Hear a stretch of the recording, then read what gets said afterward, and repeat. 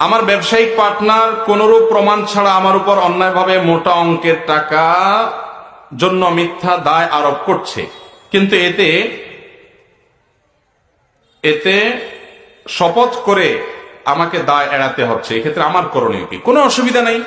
আপনি যদি সত্যের উপরে প্রতিষ্ঠিত থাকেন, সে আপনার উপরে মিথ্যা কথা আরোপ করছে, সত্য কথা যেহেতু আপনি বলছেন যে সে কথার কথা আপনাকে বলল তোমার কাছ থেকে আমার এত টাকা পাওনা আছে, আসলে আপনার কাছে পাওনা না, মিথ্যা কথা বলছে, আপনি যদি জানেন, তাহলে আপনি শপথ করতে কোনো অসুবিধা নাই। কারণ সত্য কথার সপক্ষে শপথ করতে সমস্যা নাই। অনেকে আমরা শপথে অনেক বেশি ভয় পাই।